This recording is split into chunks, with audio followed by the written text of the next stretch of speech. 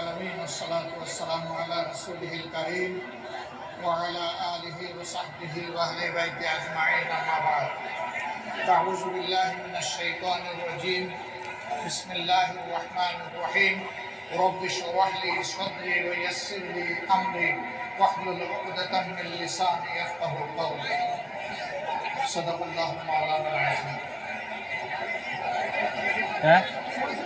বাংলাদেশ জামাত ইসলামী বাজে কথা 9 শহীদের বাজে কথা গাইবান্ধা জেলা শাখা কর্তৃক আয়োজিত আজকের এই কর্মী সম্মেলনের সম্মানিত সভাপতি, সম্মানিত জেলা আমির, সাবেক নির্বাচিত উপজেলা চেয়ারম্যান জনাব আব্দুল করিম সরকার, বিশেষ অতিথি বাংলাদেশ জামাত ইসলামীর কেন্দ্রীয় নির্বাহী পরিষদের অন্যতম সদস্য সহকারী সেক্রেটারি জেনারেল জনাব মৌলানা আব্দুল হালিম, মঞ্চে বসা কেন্দ্রীয় আঞ্চলিক এবং স্থানীয় নেতৃবৃন্দ, বিভিন্ন ধর্মীয় রাজনৈতিক সংগঠনের সম্মানিত নেতৃবৃন্দ, গর্বিত শহীদ পরিবারের সম্মানিত সদস্যবৃন্দ, আমার সহকর্মী ভাই ও বোনেরা, সাংবাদিক বন্ধুগণ, আমি আল্লাহ তাবারক ওয়া তাআলার শুকরিয়া আদায় করছি যে রব্বুল আলামিন আজকে মুক্ত পরিবেশে আপনাদের সামনে দাঁড়িয়ে দুটি কথা বলার তৌফিক দান করেছেন। আলহামদুলিল্লাহ রাব্বিল আলামিন। আজ থেকে 1 বছর আগে আমরা কল্পনাও করিনি এরকম একটা পরিবেশ বাংলাদেশের জনগণ দেখতে পাবে খুব সহসা। এই কেবল গেল বছর মহান প্রভুর ডাকে তার মেহমান হিসাবে খানায় কাবার চত্বরে লাব্বাইক আল্লাহুম্মা লাব্বাইক বলার সুযোগ হয়েছিল। সেজদা করে আমি শুধু নই, বাংলাদেশের লাখো লাখো মুসলিম হাজি হজ করতে যারা গিয়েছিলেন আল্লাহর গোলাম এবং বান্দিরা, তারা চোখের পানি দিয়ে বাংলাদেশের জন্য আল্লাহর কাছে নাজাত কামনা করেছিল। সম্মানিত গাইবান্ধাবাসী, যারা চিনত এবং কিছু কিছু যারা জানত, তারা অনেকে এসে জিজ্ঞেস করতেন এই জাতির কি মুক্তির কোনো পথ আছে? আমি আল্লাহর উপর ভরসা করে বলতাম, কেন থাকবে না? যে জায়গাটায় এসেছেন সেই জায়গা, সেই ঘরের মালিকের কাছে মন ভরে চোখের পানি দিয়ে বলতে থাকেন। আল্লাহ তাআলা 2 ফোঁটা তরল পদার্থের সবচেয়ে বেশি ভালোবাসেন এবং মর্যাদা দিয়ে থাকেন। একটি হচ্ছে শহীদানের রক্তের ফোঁটা, আর একটি আল্লাহর ভয়ে তার কাছ থেকে রহমত পাওয়ার আশায় চোখের কোণ দিয়ে বের হয়ে আসা পানির ফোঁটা। সুতরাং সেই চোখের পানি দিয়ে আল্লাহকে ডাকা। লোকেরা জিজ্ঞেস করতো, ডেকেই চলছি কিন্তু কোনো আলামত লক্ষ্য করছি না। বলতাম, হ্যাঁ, আমাদের ক্যালেন্ডার আর আল্লাহ রাব্বুল আলামিনের ক্যালেন্ডার এক নয়। আল্লাহ তাআলা কালামে হাকিমে ঘোষণা করেছেন, তোমাদের 50,000 বছর আমার একদিনের সমান। আবার আল্লাহ এটাও বলেছেন, যারা আল্লাহর পর ভরসা করে সবর করে, আল্লাহ তাদের খবর নেন, আল্লাহ তাদের সঙ্গে থাকেন। আবার আল্লাহ এটাও বলেছেন, তোমরা আমার কাছে সাহায্য চাইতেই থাকো ধৈর্য এবং সালাতের মাধ্যমে। যখন লোকদেরকে এগুলা বলতাম, মুখের দিকে তাকায় মনে হতো আস্থা খুঁজে পাচ্ছে না। জিজ্ঞেস করতো, কাদের দ্বারা এই পরিবর্তন হবে? বলতাম, না, আসমানের ফেরেশতারা সরাসরি নেমে এই পরিবর্তন করে দেবেন না। এই পরিবর্তন হবে আল্লাহর এই দেশের বান্দাবান্দি আছে তাদের দ্বারা, বিশেষ করে আমাদের যুব সমাজের। জানতাম না যুব সমাজের এই উত্থান তখন ঘটবে। বলতো, কোন যুব সমাজ? যেই যুব সমাজ দিন রাত মোবাইল নিয়ে পড়ে থাকে, টিকটক নিয়ে পড়ে থাকে, তারা? আমি বলতাম হ্যাঁ এরাই। এদেরকেই আল্লাহ বিস্ফোরণ ঘটাবেন, এদেরকে ইচ্ছা। আল্লাহু আকবার, আল্লাহু আকবার। আল্লাহ তাআলা সেই বিস্ফোরণটি ঘটিয়েছে। সম্মানিত গাইবান্ধাবাসী, 15.5 বছর সারা দেশ জুড়ে ছোপ ছোপ রক্ত আর কাড়ি কাড়ি লাশ।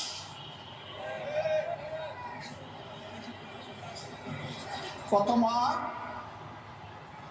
কত বোন, কত সন্তানের বুক খালি হয়েছে।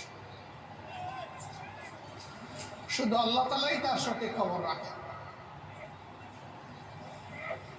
কারণ যাদেরকে তুলে নিয়ে ধরে নিয়ে গুম করা হয়েছে, সে হাজার হাজার বনি আদমের এখনো কোনো খবর পাওয়া যাচ্ছে না।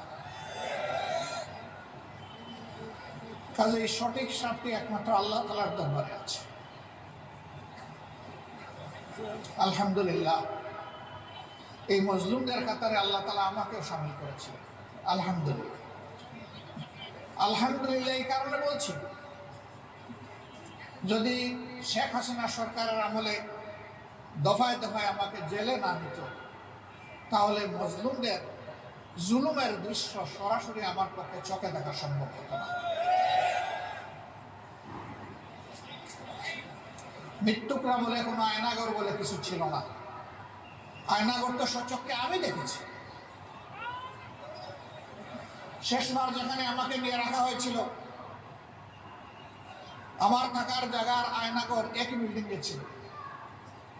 আয়নাগরের লোকগুলোকে মাঝে মাঝে নামিয়ে আমার পাশের সেলগুলোতে রাখ।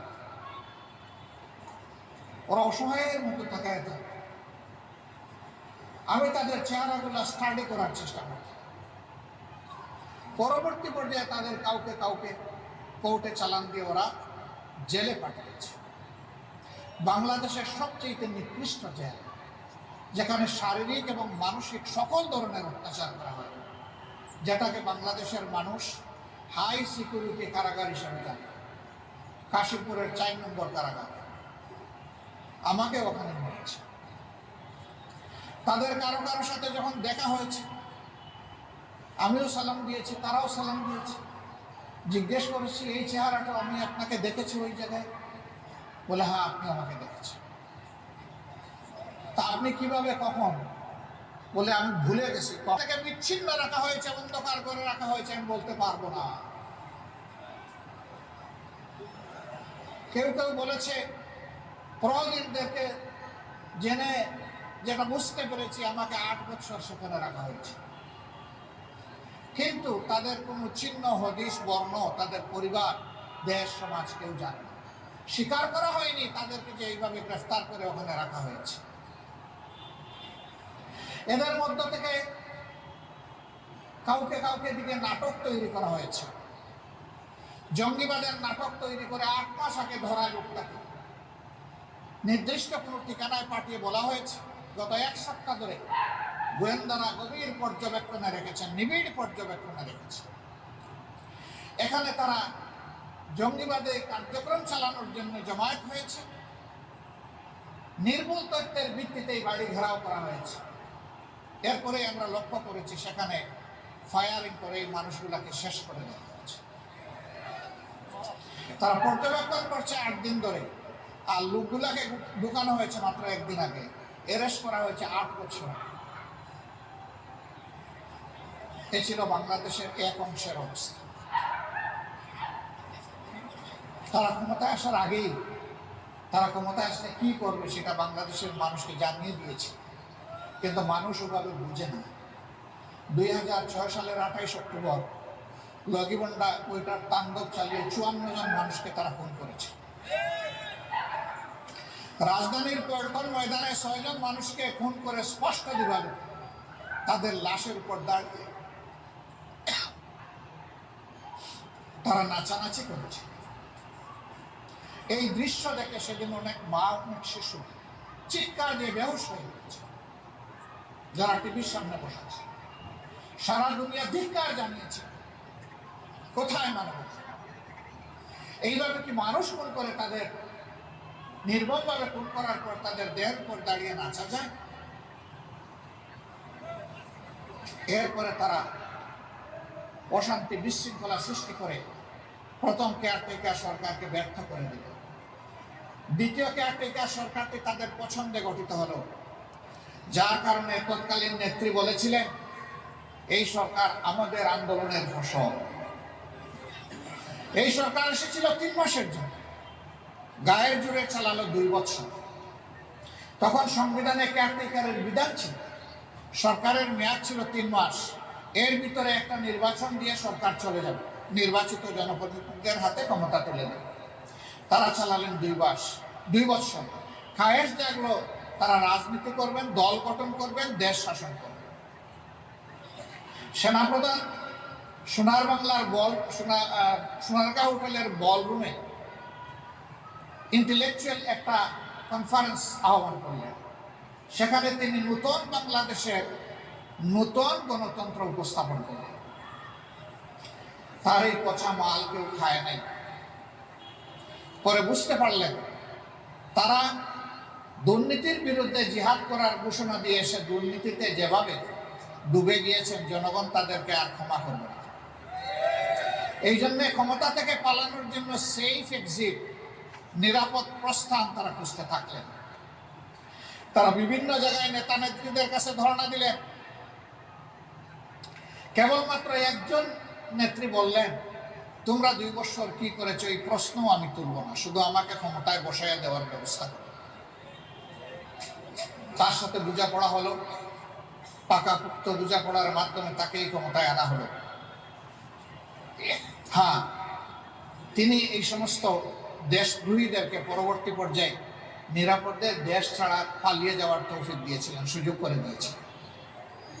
তারা কেউ এখন দেশে নাই, এই সাহস নাই তাদের দেশে থাকে। তারা 2008 সালের 29শে ডিসেম্বর নির্বাচন হওয়ার পরে 2009 সালের 7 জানুয়ারি আওয়ামী লীগ সরকার গঠন করার আগেই দেশ ছেড়ে পালিয়ে গিয়েছে। মহিন সাহেব নাই, ফখর সাহেব নাই। সম্মানিত ভাইরা, দেশের মানুষকে যারা জুলুম অত্যাচার করে, মানুষ তাদেরকে ঘৃণা, অতএব তাদের ক্ষমতা যখন শেষ হয়ে যায় তখন ঘৃণার আগুনে জ্বলার ভয়েই তারা দেশ ছেড়ে পালায়।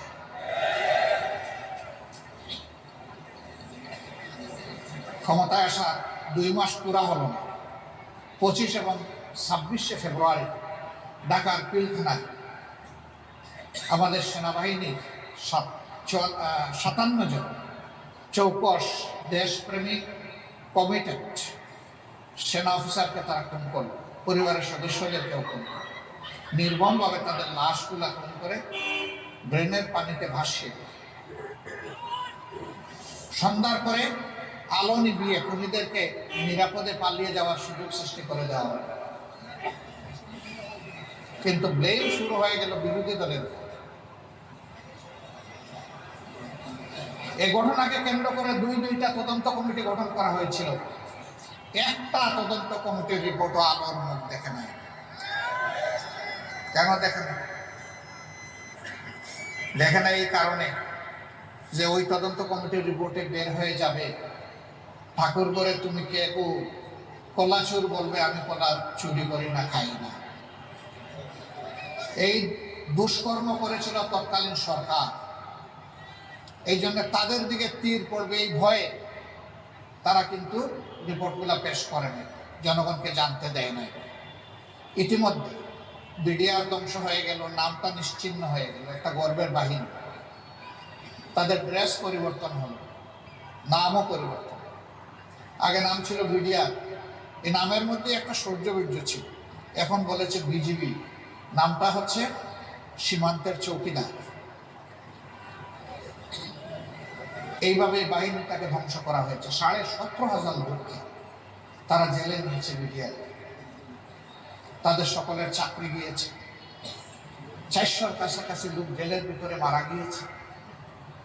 বহু লোক বিনা বিচারে এখনো ধুকে ধুকে মৃত্যুর প্রহর গুনছে, আর কিছু লোক বের হয়ে এসেছে। একই সাথে দুইটা বাহিনীকে ক্ষতিগ্রস্ত করা হয়েছে। সেনাবাহিনীর কোমরে আঘাত দিয়ে সেনাবাহিনীকে ক্ষতিগ্রস্ত করা হয়েছে, বিডিআরকে ধ্বংস করা হয়েছে। কেন? এই দুইটি বাহিনী ছিল দেশপ্রেমিক বাহিনী। এরপরের বছরেই তারা আঘাত দিয়েছে জামাত ইসলামী। কেন জামাত ইসলামকে বেছে নিল? জামাত ইসলামী বাংলাদেশের স্বাধীনতার পর থেকে এদেশের পরীক্ষিত একটা দেশপ্রেমিক শক্তি। দেশের স্বার্থ কারো কাছে বিক্রি দিতে কখনো মিনমিন করে নাই, নীরবতা পালন করে, বরঞ্চ সোচ্চার হয়ে বাগের গর্জন করেছে যে আমার দেশের স্বাধীনতা, আমার দেশের স্বার্থ কারো কাছে বিক্রি করব না। এই জন্যেই এত খুব সেই নেতৃবৃন্দকে দুনিয়া থেকে বিদায় করা, তাদের সহকর্মীদেরকে খুন করা, তাদের সবগুলো অফিস সিলগালা করে রাখা, তাদের লোগো কেড়ে নেওয়া, তাদের নিবন্ধন বাতিল করা এবং শাসনের শেষ হওয়ার 4 দিন আগে দিশাহারা হয়ে এই দলটাকে নিষিদ্ধ ঘোষণা করা। তারা সব করেছে। তারা আমাদের শত হাজার কর্মীকে খুন করেছেন, হাজার হাজার কর্মীকে তারা পঙ্গু বানিয়েছেন, অসংখ্য কর্মীকে গুম করেছেন।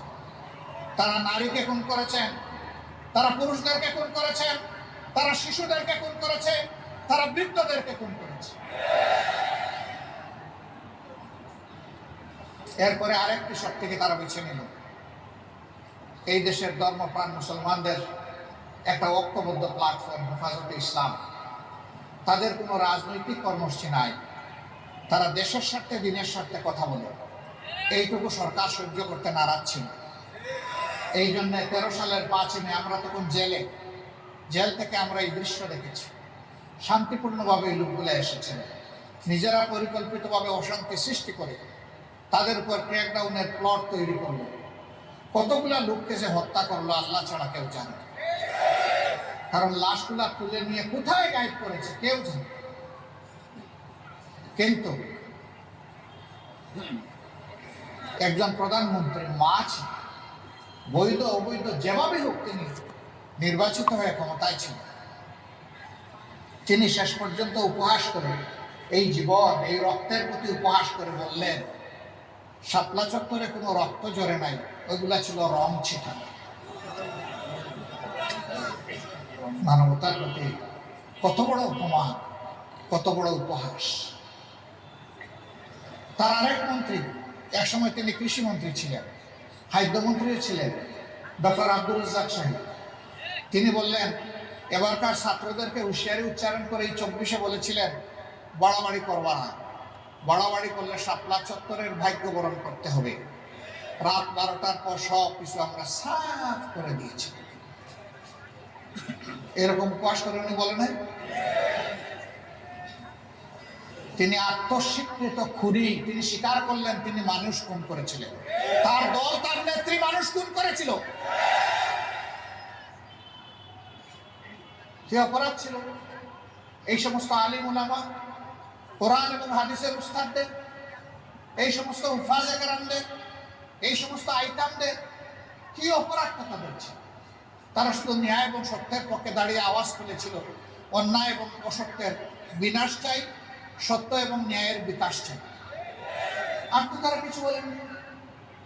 এটা তারা তো বলেনি যে তোমাদের গদি আমাদেরকে দিয়ে দাও, কিন্তু না, তাদেরকে সহ্য করা হলো না। পুরা 15.5 বৎসর তাদের ক্ষমতার শেষ দিন পর্যন্ত তাদের হাত এই দেশের মানুষের রক্তে ভেজা।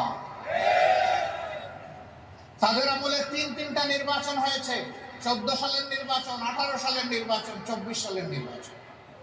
তারা সুযোগ পেয়েছিল জাতিকে সত্যিকারের নির্বাচন উপহার দেওয়া, কিন্তু না, তা করে না। 14 সালে 154 জন 300 জনের মধ্যে বিনা প্রতিদ্বন্দ্বিতায় পাস। বাংলাদেশে দল এবং প্রার্থীর কড়া দেখা দিয়েছে যে কেউ দাঁড়ালো না, কারণ সেই নির্বাচনটা জনগণ ঘৃণা করে প্রত্যাখ্যান করেছে। এখানেই বলা হয়েছে এই গাইবান্ধার 2টি জেলায় 1টি ভোটও পড়ে নাই।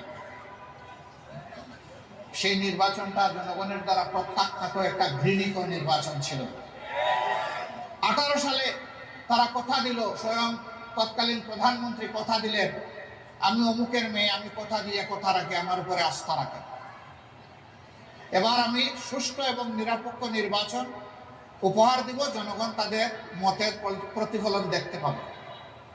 মাশাআল্লাহ, সবাই তার উপরে একটু আস্থা রাখলো, দেখি উনি কি করে, একটু পরীক্ষা করি লিটমাস পেপার দিয়ে। এবার ধৈর্য হারাইয়া নির্বাচনের দিন পর্যন্ত আর অপেক্ষা করা গেল না, রাতের বেলায় খালাস। এই নির্বাচনকে বিশ্বের জনগণ বলে মিডনাইট ইলেকশন, নিশি রাতের নির্বাচন।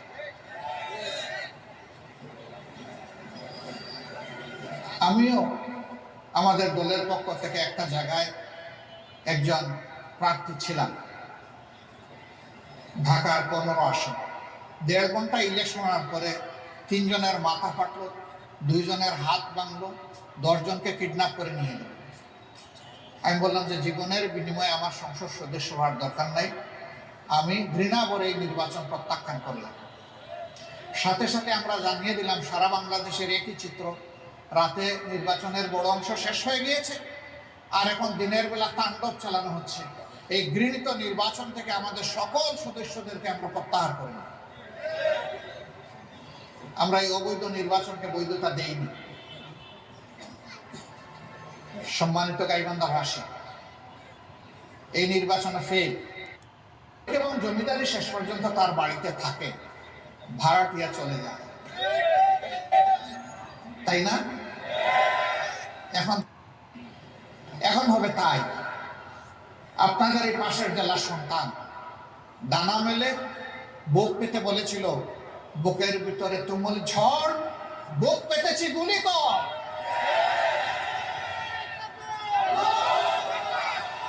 এরা স্লোগান দিয়েছিল, আবু সাইদরা স্লোগান দিয়েছিল, উই ওয়ান্ট জাস্টিস।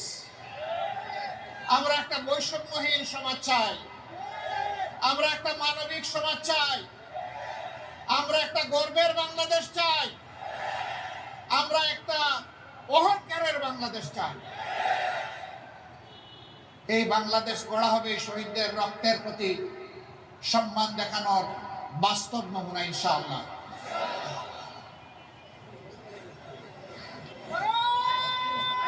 এই দেশ গঠন করতে হলে চাঁদাবাজি বন্ধ করতে হবে, চাঁদাবাজি বন্ধ করতেই হবে, দখলদারি ছেড়ে দিতে হবে, সন্ত্রাস করা যাবে না, দুর্বলের উপরে সবলের অত্যাচার চলতে দেওয়া হবে না। অফিস আদালত, মিল, ফ্যাক্টরি, ইন্ডাস্ট্রি, কোর্ট কাছারি সব জায়গা থেকে ঘুষ নির্মূল করতে হবে, বৈষম্য দূর করতে হবে। মালিক তার বিনিয়োগের মূল্য পাবে, শ্রমিক তার ঘামের মূল্য ঠিক মতো পাবে, কৃষক মাঠে ফসল ফলাবে, সে যেন তার উৎপাদিত ফসলের সত্যিকারের মূল্য পায়। আবার যে মজুর মাঠে কাজ করবে সেও যেন তার ঘামের মূল্য পায়। এইভাবে দেশের উপর সমতা এবং সাম্য কায়েম করতে হবে। প্রিয় ভাইরা, তো সমতা হলো কোথায়? গোপালগঞ্জ বাংলাদেশের একটা জেলা, আর এই গাইবান্ধাও একটা জেলা। গাইবান্ধায় কি বিশ্ববিদ্যালয় আছে? মেডিকেল কলেজ আছে? কারিগরি মহাবিদ্যালয় আছে? কিছুই নেই। এগ্রিকালচার ইউনিভার্সিটি আছে? নাই। গোপালগঞ্জে কিন্তু আছে। গোপালগঞ্জে থাকুক, আমাদের কোনো সমস্যা নাই, এটাও বাংলাদেশের একটা জেলা। কিন্তু গাইবান্ধায় থাকবে না কেন? গাইবান্ধা কি বাংলাদেশের অংশ নয়?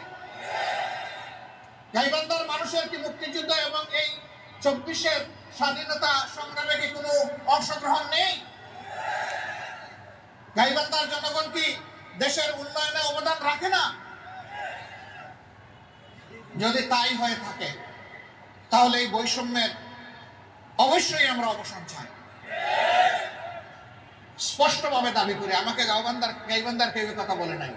আমি আমার বিবেক থেকে কালকে ছাত্রদের নিয়ে বসেছিলাম, ওদেরকে জিজ্ঞেস করেছি রাত্রে 12টার দিকে যে তোমরা বলো এখানে কি কি প্রতিষ্ঠান আছে।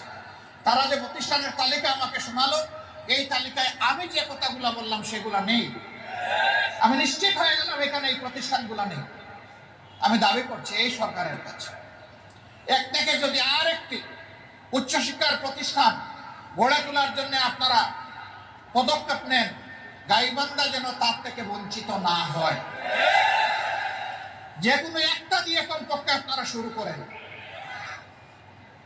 অনেক জেলায় এখন এই প্রতিষ্ঠানগুলো হয়ে গেছে।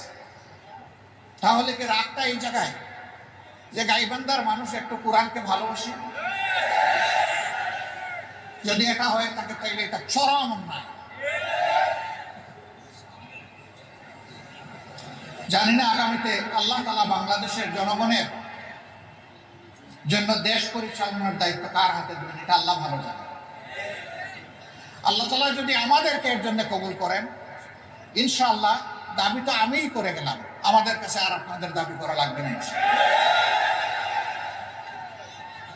আর যদি অন্য কারো হাতে আল্লাহ তাআলা দেশ পরিচালনার দায়িত্ব দেন, তাহলে আজকে এই ডায়াসে দাঁড়িয়ে যেমন এই দাবি আমি উত্থাপন করেছি, তখনও আমি সেই দাবি উত্থাপন করেই যাব ইনশাআল্লাহ।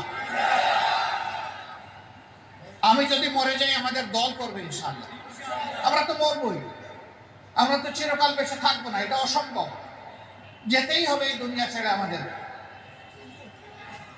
আমরা বৈষম্যহীন একটা বাংলাদেশ চাই, সকল ক্ষেত্রে বৈষম্যহীন। এই জেলাকে কেন্দ্র করে একটা চমৎকার এগ্রিকালচার বিশ্ববিদ্যালয় হতে পারে, কারণ এই জেলা কৃষি নির্ভর একটা জেলা। এই জেলা তার গর্বে এমন ফসল ধারণ করে সে চুরি করে কিছু পান, আর কিছু নিজের কাছে গর্তের মধ্যে রেখে দেয়। কিন্তু যখন বিপদ আসে তখন সেই টাকা কখনো আগুন দেয়, আর কখন সমুদ্র অথবা নদীতে নিয়ে ফেলে দেয়, কপালে জুটে না। অবশ্য এইরকম দুর্বৃত্ত যারা, তাদের চাইতে তাদের শ্বশুর বাড়ি সবসময় থাকে ধনী। শালীর নামে, শালার নামে, শাশুড়ির নামে, অমুকের নামে, শালার বউর নামে, তমুকের নামে, সবগুলোর নামে সম্পদ করে। এরপরে তার বিপদ যখন আসে বলে, দুলাভাই যে কায়দাই করুন না কেন, এখন কিন্তু সম্পদ আমাদের, এখন আর আপনার না। কাজে এই দুলাভাইয়ের কপালে ওই হারাম সম্পদ জুটেও না। আমরা ওই হারাম সম্পদ নয়, বরঞ্চ হালাল সমৃদ্ধ সম্পদ দিয়ে দেশের মানুষ যাতে সম্মানের সাথে বসবাস করতে পারে, সেই রকম একটা সোসাইটি ইনশাল্লাহ আমরা দুনিয়ার বুকে উপহার দিতে চাই। বিচার, মানুষের দুনিয়ায় দুইটা শেষ ঠিকানা ধরে নেওয়া হয়। মৃত্যুর আগে অসুস্থ হলে হাসপাতাল, আর নির্যাতিত হলে আদালত। দুই জায়গায় মানুষ এখন শান্তি পায় না। আমি একজন চিকিৎসক হয়ে আমি লজ্জার সাথে বলছি, দুই জায়গায় শান্তি পায় না। কারণ আমরা মানবতা শিখাইনি তো। যারা শিক্ষিত হয়েছে তারা ধরে নিয়েছে তার বাবা আর তার কৃতিত্ব হচ্ছে তার এই শিক্ষা, বাবার অর্থ আর তার মেধা। সে ভুলে গিয়েছে আজকে এই মেধাবী, এই মেধার বিকাশ ঘটার পিছনে এই দেশের একজন ভিক্ষুক ভাই কিংবা বোনের অবদান রয়েছে। সারাদিন দাঁড়ে দাঁড়ে হাত পেতে পেতে জনে জনে যেটুকু ভিক্ষা পায়, সন্ধ্যার সময় তারও পেট আছে, তারও পিঠ আছে, কিনতে যায় দোকানের মধ্যে। আপনাকে যেমন ভ্যাট দিতে হয়, তাকেও তেমন ভ্যাট দিতে হয়। সেই ট্যাক্সের টাকা আলাদা করে রাখা হয় না, রাষ্ট্রের ট্রেজারিতে একাকার হয়ে যায়। তুমি যে প্রাইমারি স্কুলে পড়েছো, আমি যে প্রাইমারি স্কুলে পড়েছি, এই যে হাই স্কুল, এই যে সরকারি দেওয়া বিল্ডিং গুলা, তার প্রত্যেকটি ইট, বালি, নুড়ি, এই সব কিছু পানির সাথে, শ্রমিকের হাতের সাথে ওই ভিক্ষুকের ট্যাক্সের টাকাও লেগে আছে। সুতরাং তুমি দায়বদ্ধ এদেশের প্রত্যেকটি মানুষের কাছে। এই অনুভূতি যদি জাগত, তাহলে মানুষ শিক্ষিত হয়ে ডাকাতি করত না। শিক্ষিত মানুষের হাত ডাকাতের হাতে পরিণত হতো না। একজন ডাকাত খুব বেশি সম্পদ ডাকাতি করতে পারে না, কিন্তু একজন শিক্ষিত ডাকাত কলমের কুচায় বিলিয়ন ডলার ডাকাতি করতে পারে। ওই শিক্ষার পুরো মডেলটাকে পাল্টে দিতে হবে, যাতে মানুষ নিজেকে মানুষ হিসাবে গড়ে তোলার জন্য চেষ্টা করে। আর সেই মানুষকে, সেই সমাজটাই হবে মানবিক সমাজ ইনশাআল্লাহ। সম্মানিত ভাইয়েরা, এই সমাজকে আপনারা সবাই চান। চাইতে গেলে এখন দুইটা কথা আসবে। জামাত যদি ক্ষমতায় যায়, মহিলাদেরকে ঘরের ভিতরে ঢুকে বাইরে তালা মেরে বাইর হতে দিবে, বলে না মাঝে মাঝে। আরেকটা বলে যে এই দেশে যারা মাইনরিটি সম্প্রদায় আছেন তাদেরকে একদম কচু কাটা হবে। এগুলা বলে না? বলে। এখানে আমাদের একজন বন্ধু ভাই, তিনি বক্তব্য রেখে গেছে, বাবু মিলনচন্দ্র ভট্টাচার্য। তিনি হিন্দু বৌদ্ধ খ্রিস্টান ঐক্য পরিষদের একজন দায়িত্বশীল নেতা। আমি তাকে সাক্ষী রেখে, দেশের জনগণকে সাক্ষী রেখে বলতে চাই, আমরা চাই স্বাধীনতার পর থেকে যদি তাদের উপরে কোনো অত্যাচার জুলুম হয়ে থাকে, অবশ্যই হয়েছে, এইটার গ্রহণযোগ্য আন্তর্জাতিক তদন্ত হোক, জাতিসংঘের অধীনে তদন্ত হোক, তদন্ত হয়ে তালিকা তৈরি করা হোক, শ্বেতপত্র বাংলাদেশের মানুষকে জানিয়ে দেওয়া হোক কোন দলের কোন নেতা কোন কর্মীর পেটে তাদের সম্পদ ঢুকেছে, কার হাত তাদের ইজ্জতের উপর পড়েছে, কে তাদেরকে সমাজে শান্তিতে থাকতে দেয় নাই, কে তাদের পূজা মণ্ডপে আক্রমণ করে নাটক সাজিয়েছে, সব বের হয়ে আসুক। আমরা সেই তদন্তে সর্বাত্মক সহযোগিতা। দুর্ভাগ্যক্রমে আমি কিংবা আমাদের দলের কেউ যদি দুর্বৃত্তের তালিকায় ওখানে উঠে আসেন, আমরা আইনের হাতে তাদেরকে তুলে দেব। আমরা দায়িত্ব নিয়ে এই কথা বলছি। যারা মুসলমান, যারা হিন্দু, যারা বৌদ্ধ, যারা খ্রিস্টান, এই 4 ধর্মের লোক আমরা বসে বসে যুগ ধরে এখানে বসবাস করছি মিলেমিশে। সকলের চোখের সামনে আমাদের সহকর্মীদের চলাফেরা, আমাদের সহকর্মীদের চরিত্রের সার্টিফিকেট দেওয়ার জন্য ভালো মন্দ যেটাই হোক তারাই যথেষ্ট। তাদের বিবেকের কাছে, বিবেকের আদালতে আমি এই বিচারটা ছেড়ে দিলাম। তবে এর আগে আমার কথা আছে, একটা মানুষ একই দেশে জন্মগ্রহণ করে হিন্দু হওয়ার কারণে, বৌদ্ধ হওয়ার কারণে, খ্রিস্টান হওয়ার কারণে মাইনরিটি হবে কেন? আমরা ওই মেজরিটি মাইনরিটির ওই চাল আমরা মুটেই মানি। এটা জাতিকে বিভক্ত করার আরেকটা ভিন্ন ষড়যন্ত্র। মানুষ মিলেমিশে বন্ধুসুলভভাবে পরস্পর প্রতিবেশী হয়ে থাকবে, পরস্পরকে লাগিয়ে দেওয়ার জন্য এটা একটা শয়তানি চক্রান্ত। আমরা এটা মানি না, একবারেই মানি। আমরা বলেছি এই দেশে যারাই জন্মগ্রহণ করবে ধর্মের ভিত্তিতে তার কোনো বিভাজন আমরা মানি না।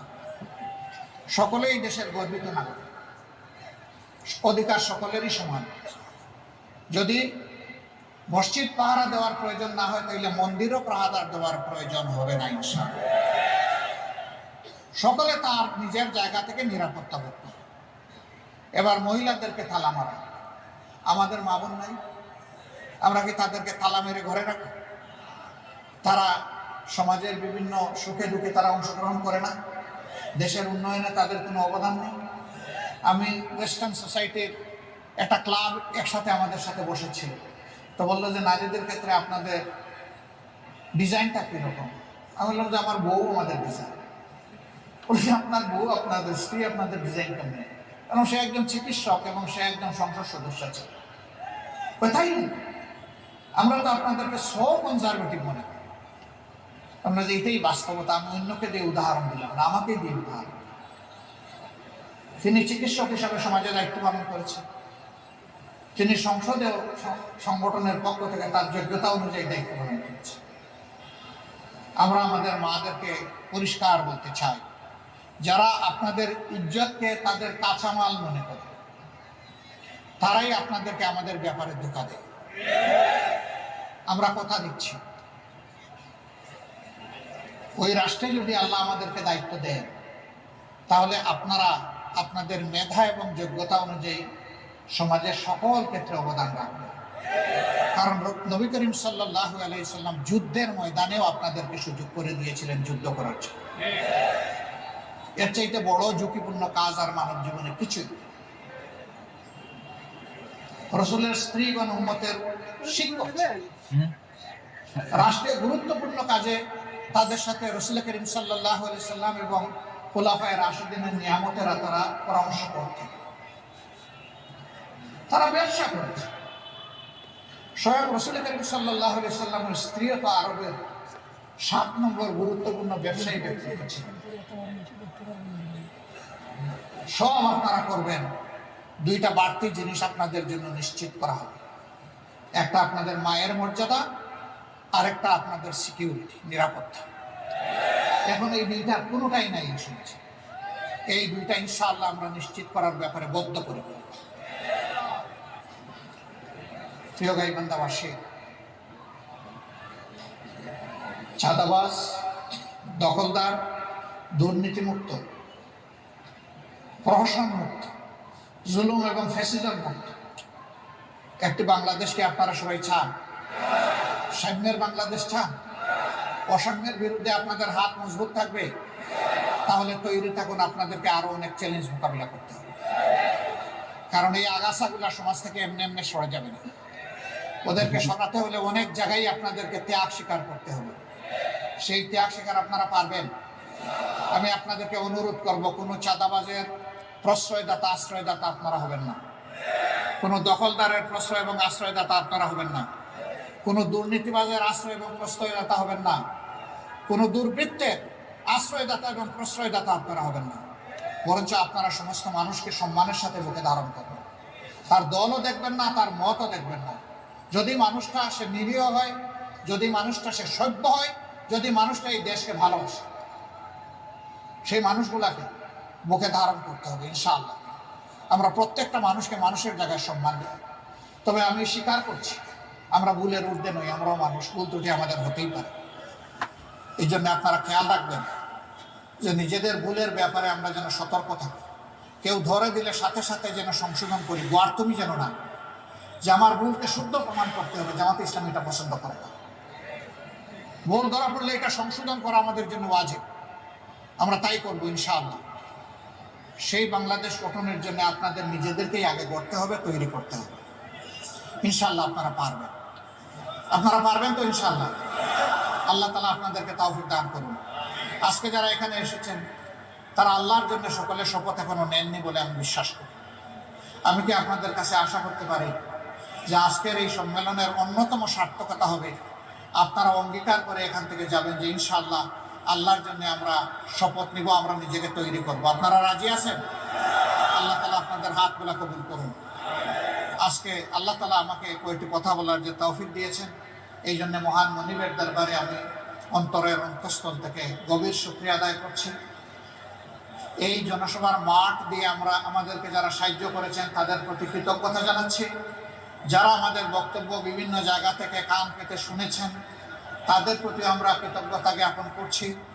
এবং শেষ পর্যন্ত আল্লাহ তাআলার দরবারে আগামীর একটি নতুন একটা বৈষম্যহীন বাংলাদেশ কামনা করে আমি বিদায় নিচ্ছি। আল্লাহ হাফেজ।